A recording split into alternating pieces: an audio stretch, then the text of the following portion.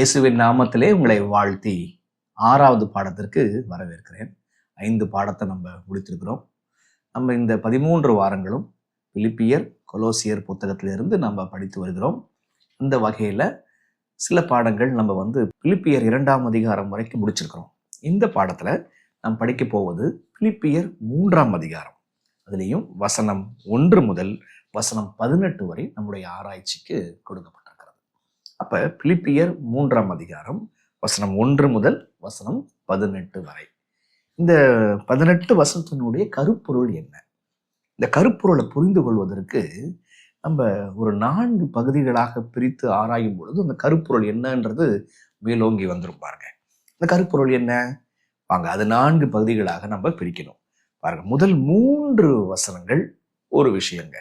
எதற்காகவோ பவுலார் சந்தோஷமா இருங்கன்றார். அவர் ஒரு காரணம் ஒன்று சொல்றாரு பாருங்க. சந்தோஷத்திற்கு நம்மளாம் யோசிச்சிருக்கவே மாட்டோம். அப்படிப்பட்ட ஒரு நிலையில பவுலார் இருக்கிறார். இந்த காரணத்துக்காக நம்ம சந்தோஷமா இருக்கிறோமா? யோசிச்சு பார்க்கணும். ஆக முதல் 3 வசனங்கள் சந்தோஷமா இருங்கள் சொல்லி சொல்றாரு. அடுத்தது வசனம் 4 முதல் வசனம் 7 வரைக்கும் எதன் மேல நம்ம நம்பிக்கையா இருக்கக்கூடாது அப்படின்ற விஷயத்தை அங்க சொல்றாங்க. வசனம் 8 வசனம் 9 எதன் மேல் நம்பிக்கையா இருக்கக்கூடாது, எதன் மேல் நம்பிக்கையா இருக்கணும், ஏன் இருக்கணும் அப்படின்ற காரணத்தை அந்த 2 வசனத்துல பவுலார் ரொம்ப அழகா பேசிடுறார்.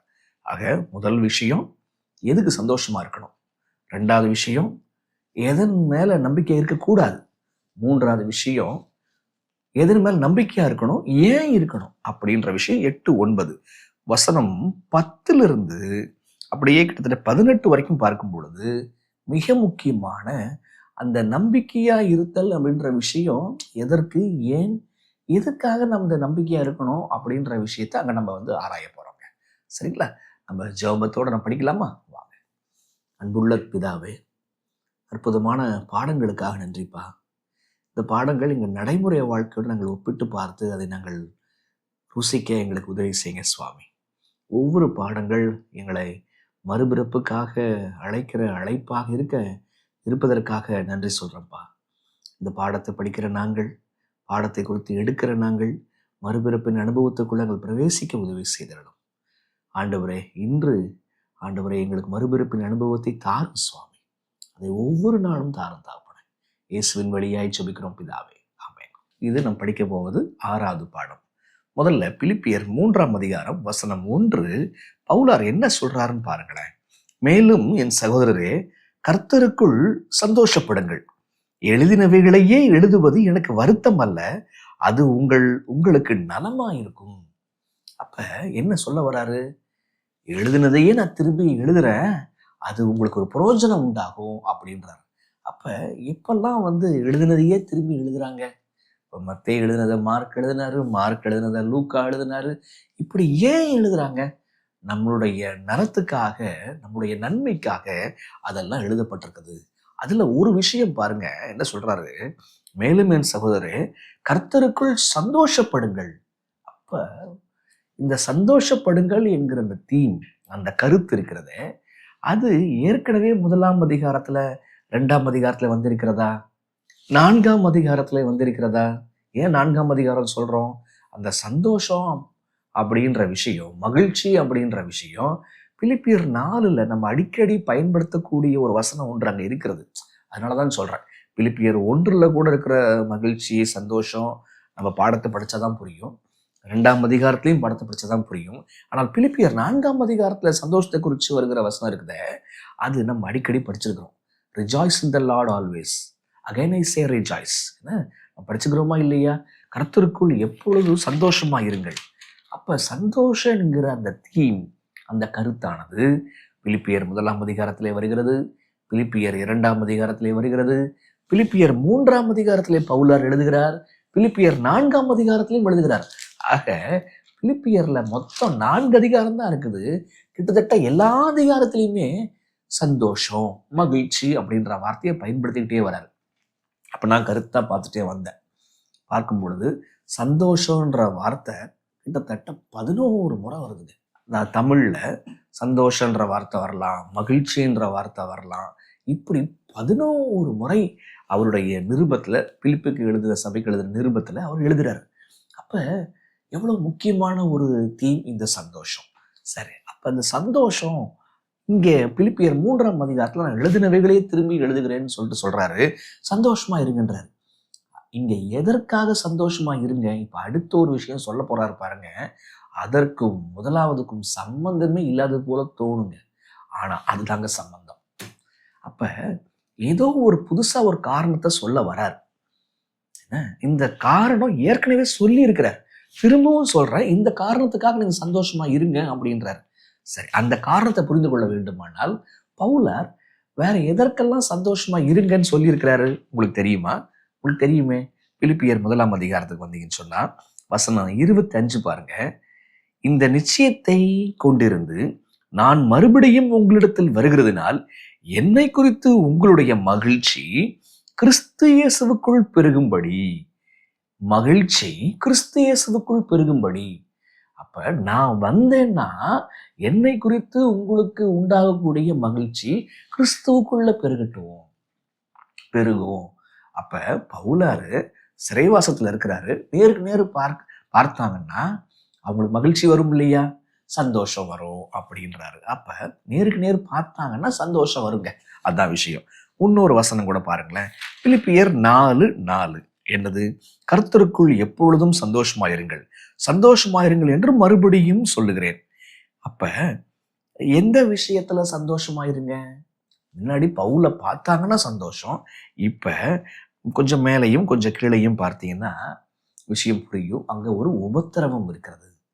பவுலுக்கு எப்படி ஒரு உபத்திரவம் இருக்கிறதோ அதே போல சுவிசேஷத்தை சுவிசேஷம் செய்வதனால உண்டாகக்கூடிய உபத்திரவம் இருக்கிறது. அப்ப சந்தோஷமா இருங்க அப்படின்றாங்க. உங்களுக்கு புரியுதா? அப்ப எப்பெல்லாம் உபத்திரவம் வருதோ அப்பெல்லாம் ஜெபம் பண்ணுங்க. அப்பெல்லாம் தேவ சமாதானம் உங்கள் இருதயத்தை ஆளுகை செய்யும் அப்படின்னு சொல்லிட்டு பவுலார் இங்க சொல்றாருங்க. அப்ப நேருக்கு நேர் பார்த்தாங்கன்னா சந்தோஷம். அடுத்தது உபத்திரவத்துல சந்தோஷம். இப்ப பிலிப்பியர் 3ஆம் அதிகாரத்துக்கு வந்து இந்த காரணத்துக்காக அங்க சந்தோஷம், இந்த காரணத்துக்காக இங்க 4ஆம் அதிகாரம் சந்தோஷம். பிலிப்பியர் 3ஆம் அதிகாரம் எதுக்கு சந்தோஷம்? பிலிப்பியர் 3:1 நம்ம படிச்சிட்டோம் இல்லையா? பிலிப்பியர் 3:2 வாசிக்கலாம். அங்க ஒரு வார்த்தை மீண்டும் மீண்டும் மீண்டும் ஒரு வார்த்தை 3 முறை வருதுங்க. அந்த வார்த்தை என்னன்னு கண்டுபிடிங்களேன். ஏன் அந்த வார்த்தை அப்படி அழுத்தம் கொடுக்கப்படுகிறது? நீங்க சொல்லிடுவீங்க. 3:2 நாய்களுக்கு எச்சரிக்கையாயிருங்கள், பொல்லாத வேலையாட்களுக்கு எச்சரிக்கையாயிருங்கள், சுன்னத்காரருக்கு எச்சரிக்கையாயிருங்கள். எந்த வார்த்தை 3 முறை வருது? நீங்க கமெண்ட்ஸ்ல போடுங்க. என்ன வார்த்தை? நாய்களுக்கு எச்சரிக்கையாயிருங்கள், பொல்லாத வேலையாட்களுக்கு எச்சரிக்கையாயிருங்கள், சுன்னத்காரருக்கு எச்சரிக்கையாயிருங்கள். அப்படின்னா எதற்கு எச்சரிக்கையாயிருங்க? நாய்களுக்கு எச்சரிக்கையாயிருங்க. இந்த நாய் யாரு அப்படின்னா, நாய் மன்னிக்கவும், இந்த நாய் யாரை குறிக்குது? நாய் அல்ல, வீட்டு பிராணி அல்ல. நாய்கள் யாரை குறிக்குது? பொல்லாத வேலையாட்களை குறிக்கிறது, பொல்லாத ஊழியர்களை குறிக்கிறது. பொல்லாத ஊழியக்காரர்கள் என்ன செய்யறாங்க?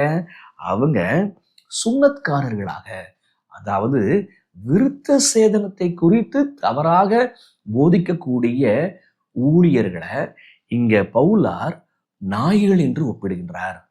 அப்ப எச்சரிக்கையாயிருங்கள், எச்சரிக்கையாயிருங்கள், எச்சரிக்கையாயிருங்கள். ஏன் பவுலார் சொல்றாரு அப்படின்னா, இங்க தவறான உபதேசம் வருகிறது. எதை குறித்து தவறான உபதேசம் வருகிறது? விருத்த சேதனத்தை குறித்து ஒரு தவறான உபதேசம் வருகிறது. இப்ப பவுலார் அப்படிப்பட்ட ஆட்களை நாய்களுக்கு ஒப்பிடுறாரு. இது புதுசு இல்லை பாருங்களேன். ஏசாயா 56ஆம் அதிகாரத்துக்கு வந்துடலாம். ஏசாயா 56ஆம் அதிகாரத்துல இங்க நாம் அறிஞ்ச, நம் பல முறை கேட்டிருக்கக்கூடிய ஒரு வசனம் ஒன்று 56ல இருக்குதுங்க. ஏன்னா நம்ம ஒரு விஷயத்தை புரிஞ்சுக்கிறதுக்கு நம்ம அறிந்த ஒரு பகுதியிலிருந்து நம்ம எடுத்து நம்ம புரிந்து கொள்வது ரொம்ப ஈஸியா இருக்கும். பாருங்களேன், 56 வசனம் 10, அவனுடைய காவற்காரர் எல்லோரும் ஒன்றும் அறியாத குருடர், அவர்கள் எல்லோரும் குலைக்க மாட்டாத ஊமை நாய்கள். கவனிச்சிங்களா? யார ஊமை நாயின்றாங்க இங்க ஏசாயா பக்தன், ஏசாயா தீர்க்கதரிசி சொல்றது? குறைக்க மாட்டாத ஊமை நாய்கள். யார? காவல்காரர். அப்ப யார் யாரெல்லாம் காவல் காக்குறாங்களோ, யார் யாரெல்லாம் ஜாமம் காக்கிறவங்களா இருக்கிறாங்களோ அவங்கெல்லாம் குறைக்க மாட்டாத ஊமை நாய்கள். அப்ப ஒரு நாய் நன்றி உள்ள ஒரு பிராணி பாருங்க. காவலுக்காக தான் அந்த நாயை வச்சிருக்கிறாங்க. அந்த வீட்டை காப்பாத்திக்கணும் பாருங்க. வீட்டை காப்பாற்றுவதற்காக நாய் வைத்திருக்கிறாங்க. ஆனா அந்த நாய் வீட்டை காப்பாற்ற மாட்டேங்குது. சரிங்களா? அப்ப அந்த வீட்டுக்கு நன்றியா இருக்க மாட்டேங்குது. அப்ப மேட்டர் என்னன்னா, அப்ப குறைக்க மாட்டாத ஊமை நாய்களை யாருக்கு ஒப்பிடுறாங்க அப்படின்னா, காவல்காரருக்கு ஒப்பிடுறாங்க. ஒரு ஊழியக்காரன் தவறு இன்னது என்று தெரிந்திருந்தும் அந்த ஊழியக்காரன் தவற அவன் சொல்ல வேண்டிய வகையில் அவன் சொல்லல அப்படின்னு சொன்னா அவன் குறைக்க மாட்டாத நாய்களாக அவன் இருக்கிறான். நாய் ரொம்ப அற்புதமான ஒரு பிராணிங்க. இப்ப பாருங்க, ஒரு திருட ஒருத்தன் வரான் அப்படின்னா வீட்டு நாய் என்ன செய்யணும்? காவல் காக்கணும். ஆனா பல சமயத்துல பாருங்க, நம்ம வீட்டு நாய் தூங்கிட்டு இருக்கோம், தெருவில் உள்ள நாய் என்ன செய்யுது? கத்துது, அது குலைக்குது, யாரோ ஒருத்தன் வரான் அப்படின்னு சொல்லிட்டு. அப்படின்னா இங்க நாய்கள் காவலுக்காக வைக்கப்பட்டிருக்கிறது. இப்ப அந்த நாய், காவல் காக்க வேண்டிய அந்த நாய், உலகத்துல இது வருது, இங்க இந்த நாட்டுல இது வருது, சபைக்குள்ள இது வருது, குடும்பத்துக்குள்ள இது வருது அப்படின்ற விஷயத்த தூரத்துல பார்த்து கண்டுபிடிச்சு அலர்ட் பண்ண வேண்டிய பொறுப்பு நம்முடைய ஊழியக்காரருக்கு உண்டு, உங்களுக்கும் உண்டு, எனக்கும் உண்டு. ஆனா அதை பார்க்காம சாப்பிட்டு தூங்கிட்டு இருப்போம் அப்படின்னு சொன்னா நான் நல்ல நாயா இருக்கிறேனா? இல்ல. அதுதான் சொல்றாரு இங்க, பொல்லாத வேலையாட்கள். என்ன? அப்ப இந்த நாய்களுக்கு எச்சரிக்கையா இருங்கள்னு அர்த்தம் என்ன? அவங்க காவல் பண்ணல, அவங்க செய்ய வேண்டிய வேலையை செய்யல. மோரோவர் அவங்க என்ன பண்றாங்கன்னு சொன்னா தவறான உபதேசத்தை கொண்டு வராங்க. என்ன தவறான உபதேசத்தை கொண்டு வராங்க? அங்க விருத்த சேதன உபதேசத்தை அவர்கள் கொண்டு வருகிறார்கள். அப்ப ஒரு நிமிஷம், பவுலார் நான் சொன்னவைகளை மீண்டும் சொல்றேன்றார். அப்ப ஒரு தவறான உபதேசம் உள்ளே வருகிறது. இப்ப இதை குறிச்சு ஏற்கனவே சொல்லியிருக்கிறாரா? என்ன பிலிப்பியர்ல வருதா? ஏற்கனவே இங்கேயாவது சிலர் என்ன பண்றாங்க? விரோதத்தினால பேசுறாங்க, சிலர் பொறாமையினால பேசுறாங்க, எப்படியாவது கிறிஸ்து பிரசங்கப்படுகிறார், நான் எடுத்துக்கிறேன்ப்பா. என்ன? அப்ப அங்கேயே லேசா ஒரு அடி ஓடிடுறாரா இல்லையா பவுலாரு? ஆமா, அந்த வசனம் எங்க இருக்குது? 2வது ஹோம்வொர்க்குங்க. சரிங்களா? ஓகே. அப்ப நீங்க சொல்ல வேண்டியது, அப்ப பாருங்க, நீங்க இந்த நாய்கள், இந்த பொல்லாத வேலையாட்கள், அவங்க விருத்த சேதனத்தை அன்னைக்கு சபையின் மத்தியிலே கொண்டு வந்திருக்கிறாங்க. ஆகையினாலதான் பவுலார் சொல்றாரு, அவர்களை குறித்து நீங்க எச்சரிக்கையா இருக்கணும் அப்படின்றார். இப்ப வசனம் 1ஐயும் வசனம் 2ஐயும் ஒப்பிடுவோம். வசனம் 1 சொல்லுது சந்தோஷமா இருங்கன்னு சொல்றாரு. வசனம் 2 சொல்லுது பொல்லாத வேலையாட்களுக்கு ஜாக்கிரதையா இருங்கள், சுன்னத்காரருக்கு எச்சரிக்கையா இருங்கள், நாய்களுக்கு எச்சரிக்கையா இருங்கள். இப்ப எதற்கு சந்தோஷமா இருக்கணும் நீங்க சொல்லுங்க. உங்களுக்கு புரியுதா? உன் யோசனை என் யோசனை அல்ல என்று பவுலார் சொல்லுகிறார். என்ன? சந்தோஷமா இருங்க என்ற தனி டாபிக்கும், இங்க சபைக்குள்ள ஒரு பிரச்சனை வருது அப்படின்றது தனி டாபிக்கும் அல்ல, ரெண்டும் ஒண்ணுதான். இப்ப இப்படிப்பட்ட காரியங்கள்லாம் உள்ள வரும் பொழுது ஒரு கிறிஸ்தவன் சந்தோஷமா இருப்பான். எப்படிங்க? வீடு 2ஆகும் பொழுது எப்படிங்க சந்தோஷம்? இங்கதான் விஷயம். இந்த கேள்வி நமக்குள்ளாக வரணுங்க. சுன்னத்காரர் சபைக்குள்ள வந்தாச்சு. என்ன? நாய் வெளியில இருக்கிறவனை குலைக்க வேண்டிய நாய் வீட்டுக்குள்ள இருக்கிறவனை பார்த்து கடிச்சு குதறக்கூடிய அளவுக்கு அது இருக்குது. அப்ப பயிரை வேலையே பயிரை மேயிற மாதிரி இருக்குதுங்க. இப்படி இருக்கும்போது என்ன செய்யறது? எப்படி சந்தோஷம் வரும்? பார்த்தீங்களா? இங்க பைபிள் சொல்லுது, இதை தேவன் அனுமதிச்சிருக்கிறார். பொல்லாத ஊழியக்காரனை இந்த மாதிரி பேசுறதுக்கு தேவன் அனுமதிச்சிருக்கிறார். பழைய ஏற்பாட்டுல எங்கேயாவது தவறான தீர்க்கதரிசியை தேவன் அனுப்புவாருன்னு சொல்லிட்டு எங்கேயாவது இருக்குதா? அந்த வசனத்தை கமெண்ட்ஸ்ல போடுங்க. நம்ம பைபிளை இப்படிதாங்க நம்ம ஆராய்ஞ்சு பார்க்கணும். நம்ம அப்ப எங்கேயாவது இருக்குதா? நான் அற்புதம் செய்யறவங்கள அனுப்பி வைப்பேன், உங்களை சோதிப்பேன் அப்படின்னு சொல்லிருக்கா? அதே தாங்க விஷயம். இப்ப ஆண்டவர் இந்த பொல்லாத வேலையாள அனுப்பியிருக்கிறாரு. ஆண்டவர் சபையை சோதிக்கிறாருங்க. என்னத்துல வச்சு சோதிக்கிறாரு? நம்ம ஒன்றும் இல்லைங்க, பைபிளை நம்ம பேச விடணும், பைபிள்கிட்ட போய் கேட்கணும். ஆண்டவரே, இப்படி பொல்லாத காரியங்கள்லாம் நடக்கும்போது சந்தோஷமா இருங்கன்னு சொல்றீங்களே, எப்படி சந்தோஷமா இருக்க முடியும்? அங்க தேவன் அனுமதியாம இந்த காரியம் நடக்காது பாருங்களேன். தேவன் அனுமதிச்சிருக்கிறார்னா ஏதோ ஒரு நோக்கத்தோடு அனுமதிச்சிருக்கிறார். அந்த நோக்கம் என்ன? தேவன் அவ வழியாக ஏதோ ஒரு நல்லது நடக்குது. என்ன நல்லது நடக்குதுன்னு மன்னிக்க, என்ன நல்லது நடக்குது? 2 கொரிந்தியர் 11 அதிகாரத்துக்கு வந்துருங்க. 2 கொரிந்தியன்ஸ் மன்னிக்க 1 கொரிந்தியர் 11 அதிகாரம் 11 வசனம் 19 பாருங்களேன். 11 19. ஓகே பாருங்க. உங்களில் உத்தமர்கள் இன்னார் என்று வெளியாகும்படி மார்க்க பேதங்களும் உங்களுக்குள்ளே உண்டாகி இருக்க வேண்டியதே. என்னவா? உண்டாயிருக்க வேண்டியதே. உங்களுக்குள் உத்தமர் யாருன்னு தெரிஞ்சுக்கிறதுக்கு உங்களுக்குள்ள மார்க்க பேதங்கள், அதாவது கள்ள உபதேசங்கள் உங்களுக்குள்ள இருக்க வேண்டியதே. அப்ப ஒரு கள்ள உபதேசம் வந்துச்சுன்னா உத்தமன் யாருன்னு தெரியும், பொல்லாத ஊழியக்காரன் யாருன்னு தெரியும். உங்களுக்கு புரியுதா? அப்ப யார் கோதுமை யார் பதறு எதை வச்சு புரிஞ்சுக்கலாம்? சபைக்குள்ளே ஒரு கள்ள போதனை வரும் பொழுது உத்தமர்கள் அவர்கள் வேற மாதிரி ரியாக்ட் பண்ணுவாங்க, பொல்லாதவர்கள் அவர்கள் வேற மாதிரி ரியாக்ட் பண்ணுவாங்க. அதை வச்சே புரிஞ்சுக்கலாம் யார் நல்லவன் யார் கெட்டவன், யார் தேவனுடைய வேலையால் யார் தேவனுடைய வேலையால் அல்ல என்பது தெரிஞ்சு வரும். அப்ப இந்த மாதிரி காரியங்களுக்கு ஜாக்கிரதையா இருங்க, ஆனா சந்தோஷமாவும் இருங்க. எப்படி சந்தோஷமா இருக்க முடியும் அப்படின்னா, இதனால ஆண்டவர் நம்மளை உத்தமர்கள் யார் என்பதை காண்பிக்கின்றார். இன்ட்ரெஸ்டிங் இல்ல? உத்தமர்கள் யார் என்று காண்பிக்கிறார். அவன் ஒரு எதிராளி வரான், கொலைக்க வேண்டிய நாய் கொலைக்கல, வேற ஏதோ ஒரு நாய் கொலைக்குதுன்னா அந்த நாய் தன்னுடைய எஜமானனுக்கு உண்மையா இருக்குது என்பது அர்த்தம். உங்களுக்கு புரியுதா? அநேகம் பேர் தூங்கும் பொழுது, சரி எல்லாரும் தூங்குறாங்க நாமும் தூங்குவோம் அப்படின்ற மைண்ட் செட் உங்களுக்கு இருக்குதா? இல்ல, அநேகர் தூங்கும் பொழுது நான் தூங்கக்கூடாது அப்படின்ற எண்ணம் உங்களுக்குள்ள வந்துச்சா? அப்படி எண்ணம் உங்களுக்குள்ளாக வருமானால் எண்ணம் உங்களுக்கு வருமானால் நீங்கள் உத்தமர்கள். இல்லப்பா, அவன் தப்பு செய்யறான் நானும் தப்பு செய்யறேன், அவன் திருடுறான் நானும் திருடுவேன், அவன் விபச்சாரக்காரன் நானும் விபச்சாரக்காரன், அவன் இப்படிதான் போறான் நானும் இப்படிதான் போவேன் அப்படின்னா இல்லைங்க. அவங்களுடைய குளிர்ல இருந்து நம்முடைய அனலை நம்ம எடுக்கணுங்க. அவங்க லட்சியம் இல்லாத ஒரு வாழ்க்கையில் இருந்து நமக்கு லட்சியம் வரணுங்க. அவனுடைய விடுகையில் இருந்து எனக்கு ஜாக்கிரதை கிளம்பணுங்க. உங்களுக்கு புரிஞ்சுச்சா நான் சொன்னதெல்லாம்? அப்ப உத்தம ஊழியக்காரன் யார்? சுன்னத்காரர் வரும் பொழுது, பொல்லாத ஊழியக்காரன் வரும் பொழுது, நாய்கள் கொலைக்காமல் போகும் பொழுது, அல்லது வீட்டில் உள்ளவர்களை பார்த்து கொலைக்கும் பொழுது, உத்தம ஊழியக்காரன் அவன் செய்ய வேண்டியதை செய்வான். அவன் செய்ய வேண்டியதை செய்யும் பொழுது அவனுக்கு தேவன் சந்தோஷத்தை கொடுப்பார், தேவனுடைய சமாதானத்தை கொடுப்பார். அதுதாங்க விஷயம்.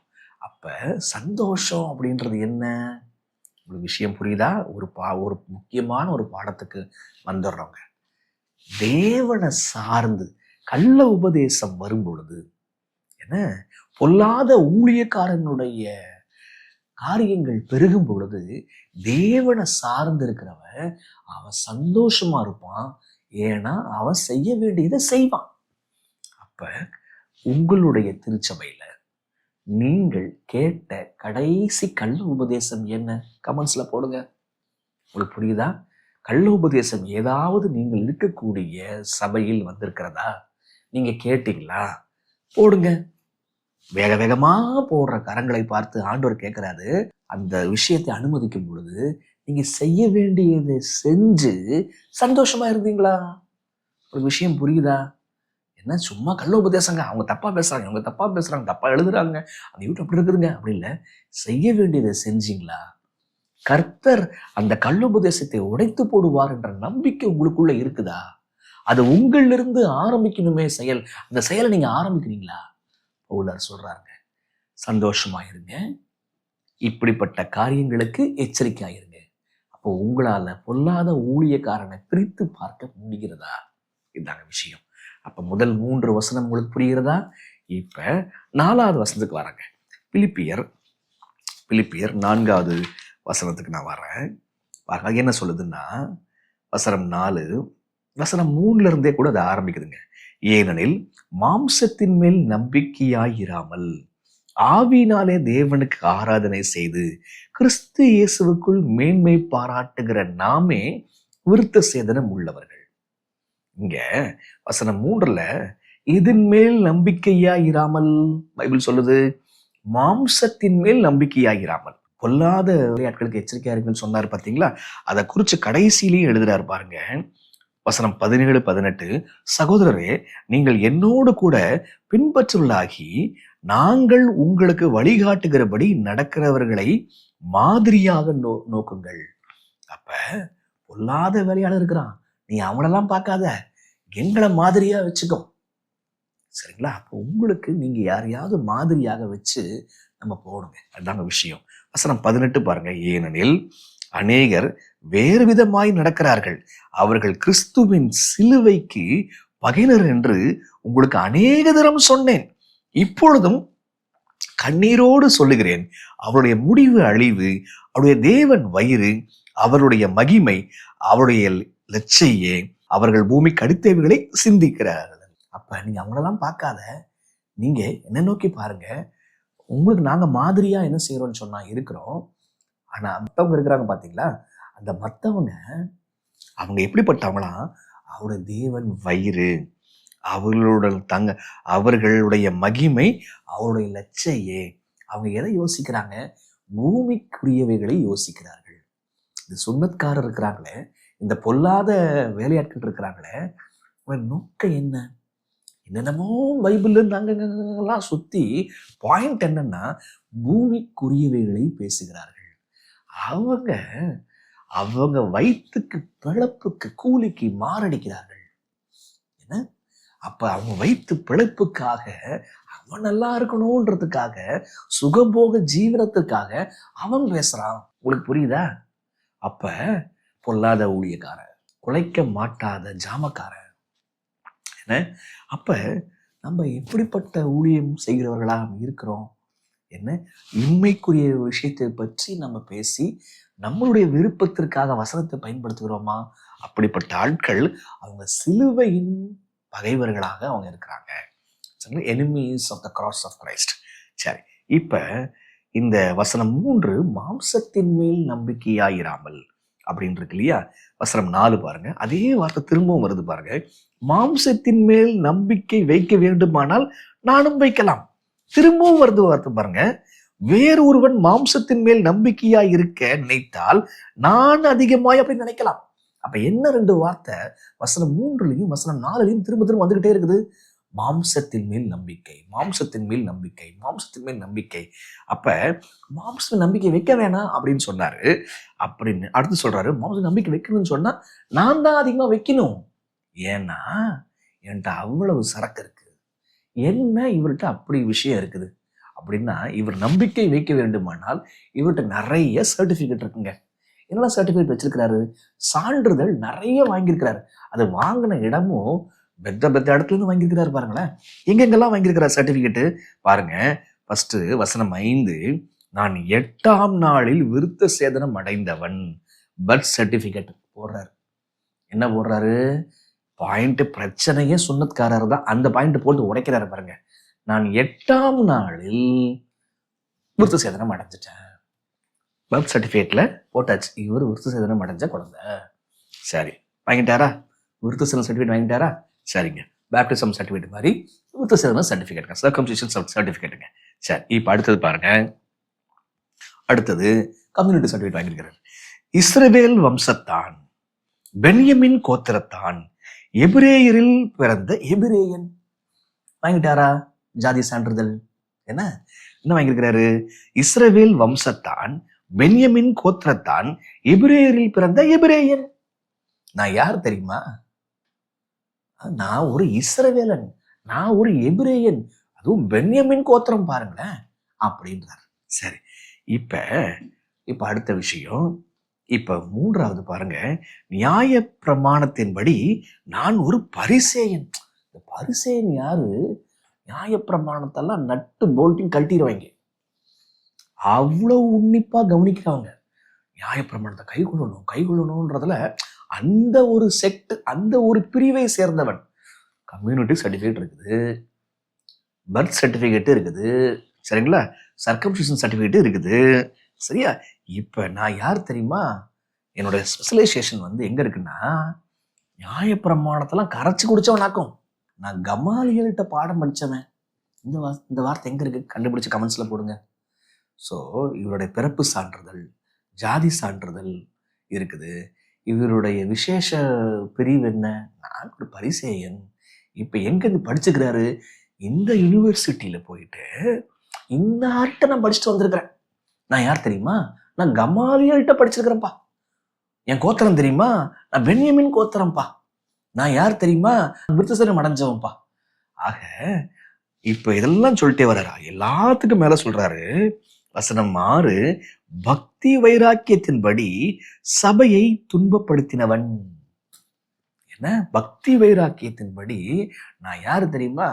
நல்லா ஹார்ட்கோர் ஆர்எஸ்எஸ் சொல்றாங்கல்ல, ஏதோ சாதாரண இந்து இல்லை, நான் இந்துத்துவா. அந்த மாதிரி நான் யாரு அப்படின்னா, நான் பரிசேயன். நான் பரிசேயன்ல யாரு தெரியுமா?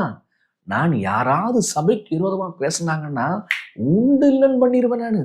நானு பக்தி வைராக்கியத்தின்படி சபையை துன்பப்படுத்துறவன். அதாவது சபையை நான் காத்திருக்கிறேன். யார் யாரெல்லாம் தப்பா பேசுனாங்களோ அவங்களெல்லாம் நான் வந்து அழிச்சிருக்கிறேன். சபைக்காக நான் என்ன பண்றேன்? அழிச்சிருக்கிறேன். சபையின் மீது எனக்கு அவ்வளவு பற்று இருக்கிறது. பாத்தீங்களா? அடுத்தது, நியாயப்பிரமாணத்திற்குரிய நீதியின்படி குற்றம் சாட்டப்படாதவன். என்ன ஒரு கையை நீட்டி பேசிட முடியாது. இறைவன் சொன்ன ஒவ்வொரு 600 சட்டம், 600 பிளஸ் சில்ற சட்டம் இருக்கு பாத்தீங்களா, அந்த அவ்வளவு சட்டத்தையும் நான் கை கொள்ளுவேன். வாழ்க்கைய நோக்கமே சட்டம் தான் பாருங்க. ஆக என்னென்ன சான்றிதழ் வச்சிருக்கிறார் சொல்லுங்க. 1, அவர்கிட்ட விருத்தசேதன சான்றிதழ் இருக்குதா? எத்தனாவது நாள் விருத்தசேதனம் அடைஞ்சாரு? 8வது நாளில். எங்க போய் படிச்சாரு? கமாலியல்கிட்ட படிச்சாரு. அவர் ஒரு பரிசேயனா இல்லையா? ஆமா. சட்ட விஷயங்கள்ல வல்லுனர் அவன், சரிங்களா. சட்டத்தை மீறின ஆட்களை துன்பப்படுத்தியவன். பயங்கரமான ஆளு. சிபிசிஐடி போலீஸ் இவர், சரிங்களா. இப்படி அவர் வந்து கம்யூனிட்டி சர்டிஃபிகேட்டு, அவர் ஒரு பென்யமின் கோத்திரம். நல்ல அவர் பிளட்டு வந்து பியோர் இஸ்ரவேல் பிளட்டு பாருங்க, அதில் மாற்று கலப்பே கிடையாது. அப்ப என்ன சொல்றாரு? எப்பா நான் நம்பிக்கை வைக்கணும்னா இப்படி வைக்கலாம். என்கிட்ட இந்த சான்றிதழ் இருக்குது, பிறப்பு சான்றிதழ் இருக்குது, என்கிட்ட வந்து விருதுசேதன சான்றிதழ் இருக்குது, என்கிட்ட கல்லூரி சான்றிதழ் இருக்குது, என்கிட்ட ஸ்பெஷல் சான்றிதழ் இருக்குது, என்ன என்கிட்ட வந்து எல்லாமே என்கிட்ட இருக்குது. என்ன மாதிரி சர்டிஃபிகேட் வாங்கணும் எவனாவது ஒருத்தன் உண்டா? நான் என்ன சொல்றேன்னா, இந்த சான்றிதழ்களை வச்சு குப்பைன்னு சொல்றேன். உங்களுக்கு புரியுதா? இதெல்லாம் நான் குப்பைன்ற. இங்கதான் பாயிண்டே வருது. என்னடா இது? இந்த விருத்த சேதனத்தை போதிக்கிற பொல்லாத வேலையாள் இருக்கிறாங்களே, இந்த சுண்ணத்காரர் இருக்கிறாங்களே, இந்த குலைக்க மாட்டாத ஊமை நாய்களாக இருக்கிறாங்களே, இப்ப விஷயம் வந்து என்னன்னா, அவங்க மாம்சத்தின் மேல் நம்பிக்கை வைக்க போதிக்கிறாங்களோ, விருத்த சேதனத்தை நம்புறதுக்கு போதிக்கிறாங்களோ. இப்போ சொல்றாரு, எப்பா மாம்சத்தின் மேல் நம்பிக்கை வைக்கணும்னு சொன்னா நான் இந்த சர்டிஃபிகேட்டை வாங்கலாம், என்னுடைய படிப்பை நம்பலாம், என்னுடைய இனத்தை நம்பலாம், என்னுடைய ப்ரொஃபஸரை நம்பலாம், என்னுடைய கல்லூரியை வச்சு நான் ரொம்ப பெருமையா பேசிக்கலாம். என்ன நான் எப்படிப்பட்ட கூட்டம் தெரியுமா? சபைய எதிராக வந்தவங்கள உண்டெல்லாம் பண்ண அப்படிப்பட்ட ஆளு நானு, அப்படி நான் சொல்லிக்கலாம். ஏன்னா இதெல்லாம் சொல்லப்பா. ஆனா இதெல்லா சர்டிபிகேட்டும் நான் குப்பை அப்படின்னு சொல்றேன். ஏன் குப்பை அப்படின்னு சொல்றேன்? இன்ட்ரெஸ்டிங் விஷயம். இதுதான் ரோமர் 7ஆம் அதிகாரத்துல பவுலார் சொல்றாரு. என்னைக்குமே ஒரு எழுத்தாளருடைய கருத்து அந்த நிருபத்தோட முடிஞ்சு போயிடாது, அது மற்ற நிருபங்களையும் வரும். ஏன்னா மனசுல எது பொங்கி வழியுதோ அது ஒன்றுல மட்டும் சொல்ல மாட்டாங்க பாருங்களேன், பல விஷயத்தையும் சொல்லுவாங்க பாருங்களேன். அடுத்தது ஒரே பிரச்சனையா இருக்கும்போது இந்த பிரச்சனை வேற இடத்துல இருக்குதா, அங்க என்ன சொன்னாங்க பார்க்கணுமா இல்லையா? அப்ப பாருங்க, அன்னைக்கு சபை முழுவதும் கள்ள உபதேசம் வர ஆரம்பிச்சிருச்சு. என்ன அப்ப எல்லா இடத்துலயும் என்ன சொல்ல வராங்க பார்க்கணும் பாருங்களேன். அப்ப இங்க விஷயம் வந்து என்ன? மாம்சத்தின் மேல நம்பிக்கை வைக்கிறாங்க. இவர் வைக்க மாட்டேன்றாரு. இந்த சர்டிஃபிகேட்லாம் கிழிச்சு தூக்கி குப்பையில போட்டார். ஏன்னா என் பேருக்கு முன்னாடி என்ன இருக்கு, என் பேருக்கு முன்னாடி என்ன இருக்குது, அதெல்லாம் முக்கியம் இல்லை. நான் இன்னாருடைய மகன், எனக்கு முக்கியம் கிடையாது. நான் என்ன படிச்சிருக்கிறேன் முக்கியம் கிடையாது. நான் எங்க இருக்கிறேன் முக்கியம் கிடையாது. அதெல்லாம் பெருசே கிடையாதுப்பா. அதெல்லாம் பெருசே இல்லையா? உன் பட்டம், உன் கல்லூரி, உன் குடும்பம், உன் இனம், எதுவுமே முக்கியம் இல்லை. எப்படி இந்த மைண்ட் செட்டுக்கு பவுலார் வந்தாரு? அதுதான் ஆன்சர் ரோமர்கள் 7 இருக்குது. ஏன்னா ரோமர் 7 ஒரு விஷயம் சொல்றாரு பாருங்க. அது அவருடைய தனிப்பட்ட வாழ்க்கைங்க, தனிப்பட்ட அனுபவம். இந்த ரோமர் 7 அனுபவத்தை ஒரு மனுஷன் புரிஞ்சுக்கிட்டு ரோமர் 8க்கு வந்துடணும். ரோமர் 7 அது ஒரு சரி கிடையாது பாருங்களேன். ஏன் சரி கிடையாது? ரோமர் 7 அது பவுலினுடைய ஒரு அனுபவமா இருக்குது. ரோமர் 7 பாருங்க, அவன் சவுலா இருந்த போது உள்ள அனுபவம் அது. ரோமர் 7 வசனம் 9, முன்னே நியாயப்பிரமாணம் இல்லாதவனாய் இருந்தபோது. என்னது? முன்னே நியாயப்பிரமாணம் இல்லாதவனா இருந்த போதா? அவன் தான் பரிசேயனாச்சே, அவன் தான் கமாலியல்ட்ட பாடம் படிச்சவனாச்சே. நியாயப்பிரமாணத்தை எல்லாம் தெரிஞ்சிருக்கிறேன், ஆனா என் வாழ்க்கையில நான் ஒப்பிட்டு பார்க்கல. பெருசா கொலை செய்யாத, அது செய்யாத, இதை செய்யாதுன்னு சொல்றேன், ஆனா போட்டு தள்ளிட்டு இருக்கிறேன். அப்ப நியாயப்பிரமாணம் இல்லாதவனாய் இருந்த போது நான் ஜீவன் உள்ளவனாய் இருந்தேன். நான் டாப் டக்கர், அப்பா டக்கரா இருக்கிறேன் நான். உங்களுக்கு புரியுதா? எல்லாருக்கும் போதிக்கிறேன், பாட்டு பாடுறேன், அதெல்லாம் செய்யறேன், அதெல்லாம் ஓகே தான். ஆனா நியாயப்பிரமாணம் இல்லாதவனாக இருந்த போது, அதாவது அந்த கருத்துக்களை எல்லாம் உள்வாங்காதவனாக இல்லாதவனாக இருந்த போது நான் உயிரோடு இருந்தேன். கற்பனை வந்த போது, என்னவா கற்பனை வந்த போது அப்படின்னா, கற்பனையின் பொருள் எனக்கு புரிந்த போது, சத்தியம் புரிந்த போது, உபதேசம் புரிந்த போது, பாவம் உயிர் கொண்டது, நான் மரித்தவனானேன். சத்தியம் எனக்கு புரியும் போது சாவடிச்சிருச்சியா அந்த சத்தியம். புரியுதா? அப்ப அவரு இயேசு கிறிஸ்து யாரு அப்படின்ற விஷயம் அவருக்கு புரிய வரும் பொழுது, இதுவரைக்கும் வாழ்ந்தவர் சாவடிச்சிருச்சு, அவனுடைய இது வந்து சாவடிக்குது. இப்ப அது வரைக்கும் அப்ப விஷயம் என்ன? இப்ப ஒரு காலம் வரைக்கும் கற்பனைய புரிஞ்சிருந்தேன்னு நினைக்கிறாரு, கற்பனை தான் பிளஸ் பாயிண்ட், அதுலதான் ஸ்பெஷாலிட்டின்னு நினைக்கிறாரு. அங்கதான்டா நீ ஃபெயில் அப்படின்றாரு ஆண்டவர்.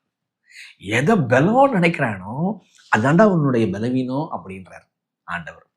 அப்ப மாம்சத்தின் மேல் நம்பிக்கை வைக்கவில்லை, அவனுடைய கம்யூனிட்டி சர்டிபிகேட்டை நம்பல, அவனுடைய எஜுகேஷனல் சர்டிபிகேட்டை நம்பல, அவனுடைய பர்த் சர்டிபிகேட்டை நம்பல, அவனுடைய ப்ரொஃபஸரை பெருசா பேசல, அவன் படித்த கல்லூரியை குறித்து அவன் பெருசா மகிழ்ச்சி அவனுக்கு இல்லை.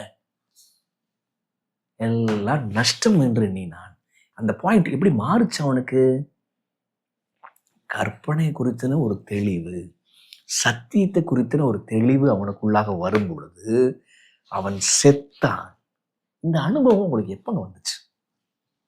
இந்த அனுபவம் உங்களுக்கு எப்ப வந்துச்சு? ஸ்டார்டிங் பாயிண்ட் தான் ஞாபகத்துக்கு வருதா? சத்தியம் உங்களை சாவடித்ததா? சத்தியம் உங்களை கொன்று போட்டதா? என்ன பவுல் சொல்றாரு? நான் மரித்தவனானேன்னு சொல்றாரு. அந்த பார்வை உங்களுக்கு எப்ப வந்துச்சு? அப்ப இதுல புரிஞ்சுக்கிற 2வது மிக முக்கியமான பாடம், மாம்சத்தின் மேல் நம்பிக்கையா இருக்கிறவர்கள் அவர்கள் உள்ளே குருடர்கள். சவுல் உள்ள குருடனாக இருந்த பொழுது, அவன் சிந்தையிலே அவன் குருடனாக இருந்த போது அவன் மாம்சத்திலே நம்பிக்கை வைத்தவன். அவன் சவுல் பவுலாக மாறும் பொழுது, அவன் கண்கள் திறக்கப்படும் பொழுது இதெல்லாம் என்ன சர்டிபிகேட்டு, என்ன மண்ணாங்கட்டி அப்படின்னு தூக்கி போடுறாங்க. அப்ப நீங்க உங்களுடைய படிப்பை நம்புறீங்களா? நீங்க இன்னாருடைய மகன் என்று சொல்லிக் கொள்வதில் ரொம்ப சந்தோஷப்படுறீங்களா? இனத்தை குறித்து இன்னமும் உங்களுக்கு ஒரு வைராக்கியம் இருக்கிறதா? கிறிஸ்தவத்துல வந்த பிற்பாடும் என்ன அதெல்லாம் குப்பை அப்படின்ற புரிதல் எப்பொழுது நமக்கு வரப்போகிறது? ஏன் நான் இதன் மேல நம்பிக்கை வைப்பேன் அப்படின்னு சொன்னா, நான் உள்ள குருடனா இருக்கிறேன். உள்ள குருடனா இருக்கிறவங்க தான் மாம்சத்தின் மேல் நம்பிக்கை வைப்பார்கள். இன்னொரு வகையில சொல்லலாமா? மாம்சத்தின் கிரியைகள் ஆவன. இந்த வசனம் எங்க இருக்குது பைபிள்ல? மாம்சத்தின் கிரியைகள் ஆவன. எல்லா பாவ லிஸ்ட் இருக்கு பாருங்க. அதெல்லாம் உள்ள மாம்சம் வேலை செய்யுது. நம்ம மாம்சத்தை நம்பணும்னா பாவம் தாங்க பிறக்கும். அப்ப நான் பாவத்திலேயே தொடர்ந்து இருப்பேன். நான் பாவத்திற்கு நான் அடிமையா இருக்கிறேன்னா இந்த லிஸ்ட்ல வந்துடுறேன். இந்த பொல்லாத ஊழியக்காரன், இந்த சுண்ணத்காரருடைய லிஸ்ட்ல நானும் வந்துடுறேன். ஏன்னா பாவம் என்ன சொல்லுதுன்னா, நான் மாம்சத்தை நம்பிட்டு இருக்கிறேன்னு அர்த்தம். உங்களுக்கு புரியுதுங்களா? அப்ப உலகத்தினுடைய ஆசாபாசங்களை என்னுடைய ஆசாபாசமா வச்சிருக்கிறேன்னா, உலகத்தினுடைய வழிமுறைகளை ஒரு சந்தோஷமா எப்படி இருக்கணும், உலகம் ஒரு ரூட்டை சொல்லுது, அப்படிதான் நான் சந்தோஷமா இருக்கிறேன்னா, துக்கமா இருப்பதற்கு ஒரு ரூட்டை ஒண்ணு உலகம் சொல்லுது, நான் துக்கமா இருக்கும்போது நான் அப்படிதான் இருக்கிறேன்னா, உங்களுக்கு புரியுது நான் சொல்றது? அப்ப சந்தோஷமும் உலகத்தை போல, துக்கமும் உலகத்தை போல, நோக்கமும் உலகத்தை போல. இந்த உலகத்துல வெற்றி அடையணும் அப்படி நான் ஒரு வியாபாரத்தை வெற்றி அடையணும்னா அதுவும் நான் மாம்சத்தை நம்புறேனா அல்லது நான் தேவனை நம்புறேனா? யார் யாரெல்லாம் உலகத்தை போல நோக்க வச்சிருப்பாங்களோ அவர்கள் குருடர்கள். யார் யாரெல்லாம் வழிமுறைகள், அந்த மீன்ஸ் அது உலகத்தை போல வச்சிருப்பாங்களோ, ஒரு இலக்கை அடைவதற்கு வழி இருக்குல்ல, அந்த வழி கூட யாக்கோபை போல போடுவேன்னு சொன்னா நான் மாம்சத்தை நம்புறேன். ஏன்? எனக்கு கண்ணு திறக்கலையா, நான் குருடையா நான். ஆக முதல்ல ஒரு பாடம், யார் யாரெல்லாம் தேவனை நம்புறானோ அவன் கள்ளோபதேசம் பேசும் பொழுது அவன் செய்ய வேண்டியதை செய்து அவன் சந்தோஷமா இருப்பான். யார் யாரெல்லாம் மாம்சத்தை நம்புறாங்களோ அவர்கள்லாம் உள்ளான குருடர்கள். சரிங்களா? இப்ப பிலிப்பியர் 3ஆம் அதிகாரத்துக்கு வாங்க, வாசிச்சு பிடிக்கலாமா? பிலிப்பியர் 3ஆம் அதிகாரத்துக்கு வந்தீங்கன்னு சொன்னா வசனம் 8 வசனம் 9 பாருங்க. அப்ப யார் மேல் நம்பிக்கையா இருக்கணும்? அது மாத்திரமல்ல, என் கர்த்தராகிய கிறிஸ்து இயேசுவை அறிகிற அறிவின் மேன்மைக்காக எல்லாவற்றையும் நஷ்டம் என்று எண்ணிக்கொண்டிருந்தேன். என்னவா இதெல்லாம் எப்படி குப்பையா மாறுச்சு?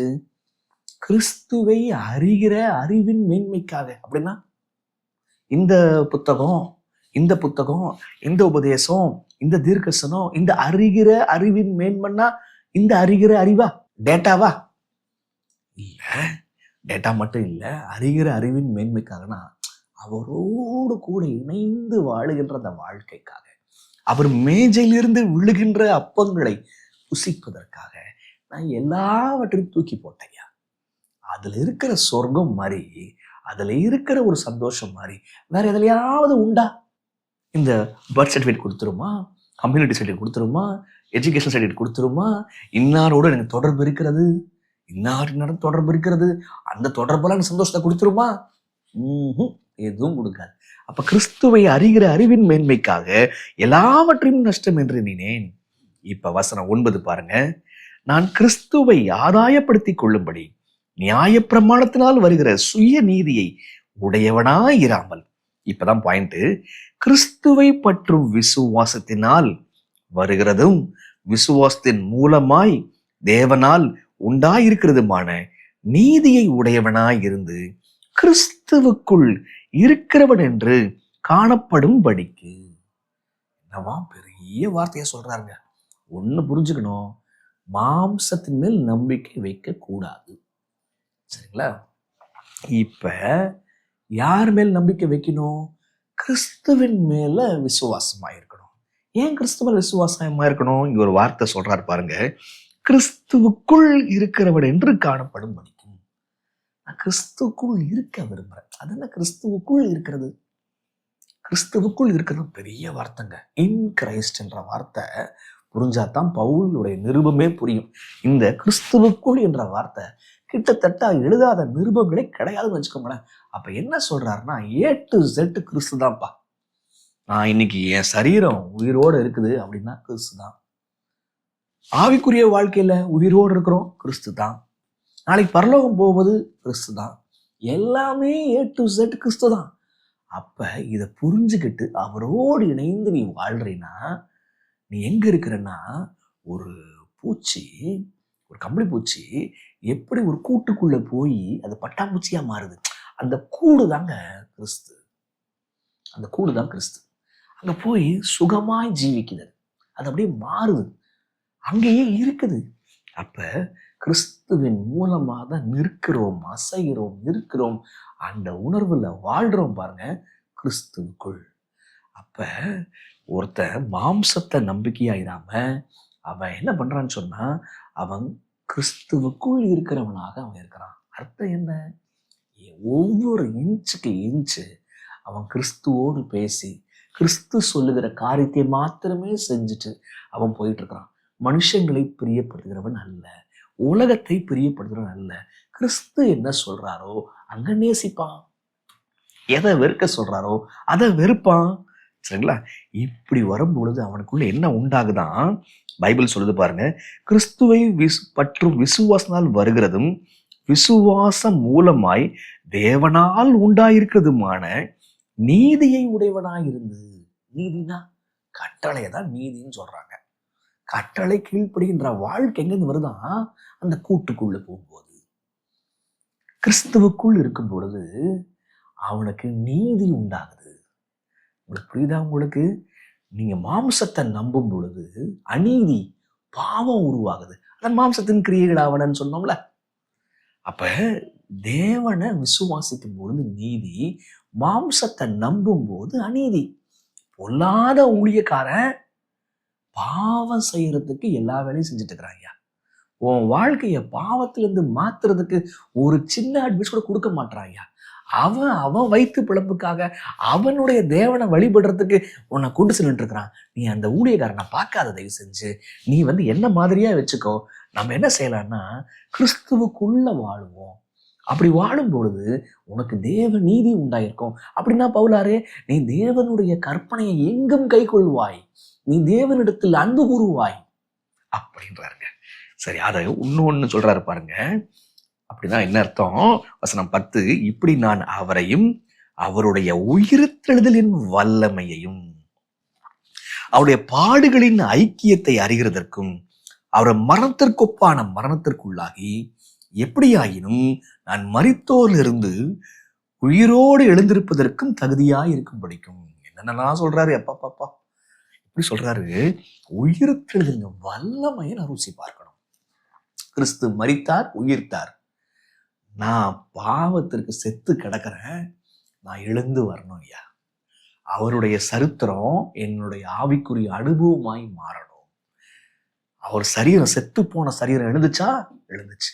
நானும் உலக ஆசையில செத்து போய் கிடக்கிறேன், உலகத்தினுடைய ஆசாவாசங்களை செத்து போய் கிடக்கிறேன். அந்த சிலுவை எனக்கு உயிரை கொடுக்கட்டும், அந்த அனுபவம் எனக்கு வேணும் அப்படின்றார். Power of resurrection. அர்த்தம் என்ன? தெய்வமே, நான் உயிரோடு பிறக்கணையா, ஆவிக்குரிய வாழ்க்கையில நான் மறுபடியும் பிறக்கணும். அடுத்தது இன்னொன்னு சொல்றாரு. இப்படி பிறக்கிறவன் அவருடைய பாடுகளின் ஐக்கியத்தை உணரணும். ஒரு மனுஷனுக்கு வாழணும்னு சொல்லிட்டு ஓடுறோமா, சாவணும்னு ஓடுவோமா? இந்த மனுஷன் பாருங்க, கிறிஸ்துவுக்குள்ள அவன் பிறக்கணும்னு பார்க்கறான். அதுக்கப்புறம் எனக்கு சாவு, எனக்கு ஆதாயம், நான் சாவ விரும்புறேன். ஏன்னா எப்படின்னா அது உபத்திரவப்பட்டு சாகணும்னு பார்க்கறான். அவர் எப்படி உபத்திரவப்பட்டு செத்தாரு, அவரை போல வாழணும், அவர் போல சாகணும். 4 பேர் அடிச்சு சத்தியத்திற்காக சாகணும், நடு ரோட்ல கிடக்கணும். நான் என்னப்பா இது? எப்படி இது மாதிரிலாம் இருக்க முடியுது? ஒரு ஊழியக்காரனுடைய தன்மைகளை பார்த்தீங்களா? ஏன் விசுவாசிக்கணும்? நீதி உண்டாகுது. ஏன் விசுவாசிக்கணும்? பைபிள் சொல்லுது, அவருடைய உயிர்த்தெழுதலின் வல்லமையை ருசி பார்க்கணும். ஏன் விசுவாசிக்கணும்? பைபிள் சொல்லுது, அவர் பாடுகளினுடைய ஐக்கியத்தை ருசி பார்க்கணும். ஏன்னா கடைசியில மரிச்சாலும் எழுந்திருக்கணும். அப்ப இங்க நாம் புரிந்து கொள்ள வேண்டிய விஷயம், கிறிஸ்துவுக்குள்ளாக ஒருத்தன் இருக்கும் பொழுது அவன் கற்பனையை கை கொள்றான், தன்னைத்தானே தாழ்த்துகிறான், அவன் ஆவிக்குரிய உயிர்த்தெழுதலை அடைகிறான், அவன் கிறிஸ்துவை போலவே பாடுகளை அனுபவிக்கிறவனாக இருக்கிறான். அப்ப நீங்க தேவன் மேல நம்பிக்கை உள்ளவர்களாக இருக்கிறீர்களா? உங்களுடைய நம்பிக்கை தேவன் மேல் இருக்குமானால் முதல்ல, ஐயோ அதமானேன், தாழ்த்துவீங்களே, கற்பனையை கை கொள்வீங்களே, ஊழியங்களை செய்வீங்களே, அந்த ஊழியத்தை நிமித்தமாய் வருகின்ற பாடுகளை சந்தோஷமாய் சகிப்பீர்களே, தேவன் மேல் நம்பிக்கை வைத்திருக்கிறீர்களா? யோசிங்க. 3 விஷயம் பார்த்துட்டோம், சரிங்களா? ஃபர்ஸ்ட், ஏன் சந்தோஷப்படணும்? 2வது, எதன் மேல நம்பிக்கை வைக்க கூடாது? 3வது, எதன் மேல நம்பிக்கை வைக்கணும், ஏன் அப்படின்ற காரணத்தை பார்த்துட்டோம். 4வது இன்னொரு விஷயம் இருக்கு பாருங்க. என்ன சொல்ல வராது? வசனம் 8ல் அந்த விஷயம் இருக்கு, திரும்பியும் வருது அது. வசனம் 8, கர்த்தராகிய கிறிஸ்து இயேசுவை அறிகிற அறிவின் மேன்மைக்காக எல்லாவற்றையும் நஷ்டம் என்று எண்ணினேன். என்னவா? கர்த்தராகிய இயேசு கிறிஸ்துவின் அறிகிற அறிவுக்காக. இப்ப வசனம் 11, எல்லாவற்றையும் நஷ்டம் என்று விட்டேன், குப்பையுமாக எண்ணினேன். அப்ப இங்க என்ன சொல்றாருன்னா, அறிகிற அறிவுக்கு. அந்த அறிகிற அறிவுன்னா ஏதோ புது புது விஷயங்களை கற்றுக்கிட்டே இருக்கணும், புது புது புக்கு படிக்கணும், புது புது சத்தியத்தை கட்டிகிட்டே இருக்கணும் இல்லைங்க. சில பேருக்கு அது ஒரு விக்கிரகமாகவே இருக்கு பாருங்க. அப்படி இல்லைங்க. சத்தியத்தின் மூலமா கிறிஸ்துவ வாழ்க்கையில ருசி பார்க்கணும். இந்த சத்தியத்தை கேட்டோமே, இது என் வாழ்க்கையில ப்ராக்டிக்கலா நான் அனுபவிச்சிடணும், நான் பொய் சொல்லாம இருக்கணும். அப்போ அப்படி பொய் சொல்லாம இருக்கும்பொழுது எப்படி வாழ்றது? ஞானமா பேசணும், ஞானமா பேசணும். அந்த வாயை தாங்க ஆண்டவரே, ஞானமா பேசுற வாயை தாங்க. அதை கேட்கிறோம், அதன்படி அனுபவிக்கணும். ரைட்டா? அப்ப அந்த அறிகிற அறிவு அந்தாங்க. என்ன இப்ப அந்த அறிகிற அறிவு எதற்கு எப்படி வருது அப்படின்னா, பைபிள் சொல்லுது, அவருடைய வல்லமையை, உயிர்த்தலின் வல்லமையை ருசி பார்க்கும் போது அந்த அறிவு வரும். ஒரு 3 வழி வச்சுக்கிறாருங்க. அதான் விஷயம். அந்த அறிகிற அறிவுகள் எப்போ வரலாம்? நான் மனம் மாறும் பொழுது, நான் ஒப்படைக்கும் பொழுது அந்த அறிகிற அறிவு, நான் உயிர் தொழும் பொழுது அந்த அறிகிற அறிவு கிடைக்கும். 1. 2வது பாருங்க, வாசிக்கிறோம் நம்ம, அவருடைய பாடுகளில் ஐக்கியப்படும் பொழுது, அவரை போல நம்ம பாடுகளை சகிக்கும் பொழுது அந்த அறிகிற அறிவு நமக்கு வருமா? என்ன இன்ட்ரெஸ்டிங். நம்ம மனமாற்றம் அடையும் பொழுது வருகிறது. ஒவ்வொரு நாளும் மனம் மாறணும்ல. பாடுகளின் ஐக்கியத்தை போகும் பொழுது நமக்கு அவர் அறிகிற அறிவு வருகிறது.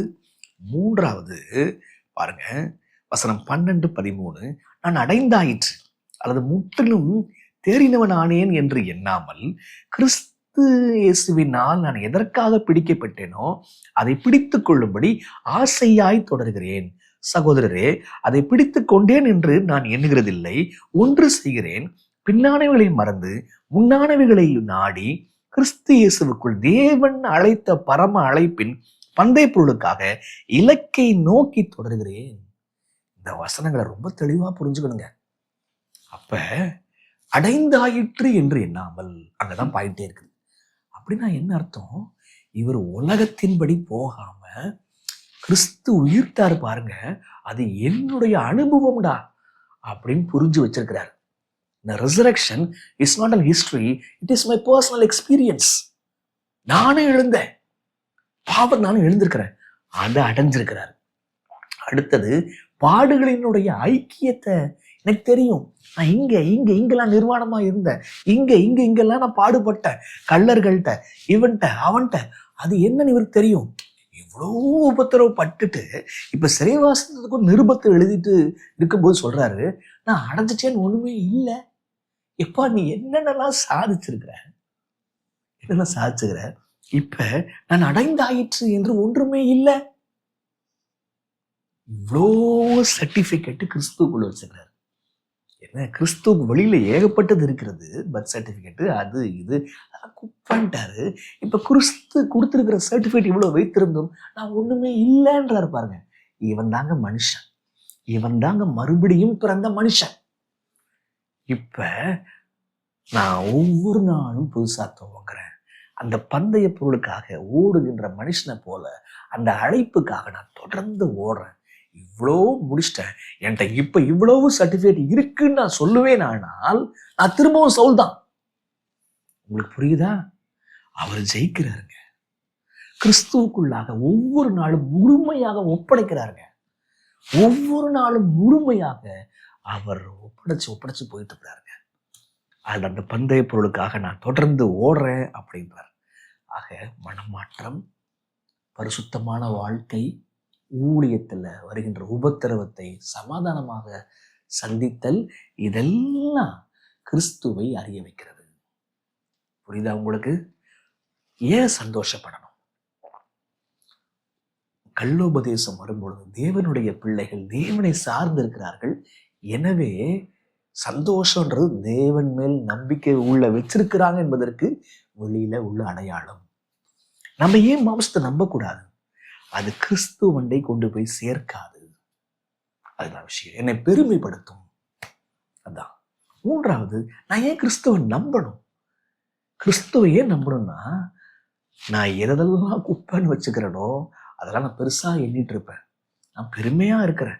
என்னை தாழ்த்த அவராலே ஆகும். எப்படி நான் அவரை அறிகிறது? நான் அவர் வல்லமையை ருசி பார்க்கணும். உயிரின் வல்லமையை ருசி பார்க்கணும். நான் பரிசுத்தமாக நடக்கும் பொழுது, நான் அந்த பாடுகள்ல ஐக்கியப்படும் பொழுது நான் அவரை அறிந்து கொள்ள முடியும். பாடம் புரியுதா? பாடம் புரிகிறதா? இல்லை ஏட்டு சுரக்காவா அவங்க வந்து சேருதா? என்ன, நீங்க கள்ள போதகர்களை இனம் கண்டிருக்கிறீர்களா? கண்டுட்டு அப்படியே கண்டுக்காம போயிட்டீங்களா? கிறிஸ்து மேல் நம்பிக்கை வைத்து ஏதேனும் காரியங்களை செய்து சந்தோஷத்தை அனுபவிச்சீங்களா? நீங்க மாம்சத்தை நம்புறீங்களா? Do you still have certificates like Saul? அவர்கிட்ட இருக்கிறது போல உங்கள்கிட்ட இருக்குதா? குப்பங்க அதெல்லாம். தேவன் மேல் நம்பிக்கையா இருக்கிறீர்களா? தேவன் மேல் நம்பிக்கை இருக்குன்னா அந்த நம்பிக்கை உங்களை பிரமாணத்தின்படி வாழ்வதற்கு வழிநடத்துதா? நீங்கள் பாடுகளின் ஐக்கியத்தை உணர்கிறீர்களா? யோசிங்க. என்ன, ஜெபம் பண்ணுங்க. அவரோட தொடர்ந்து பேசட்டும். நான் பாடத்தை முடிச்சிடுறேன். நீங்க தொடர்ந்து ஜெபம் பண்ணுங்க. இந்த பாடம் அனுபவமாக மாறட்டும். ஆமென். அன்புள்ள பிதாவே, எங்களோடு இடைப்பட்ட கிருபைகளுக்காக நன்றி. பவுல் ருசி பார்த்தது போல ருசி பார்க்க உதவி செய்திடணும். கிறிஸ்துவின் வழியாய். ஆமென்.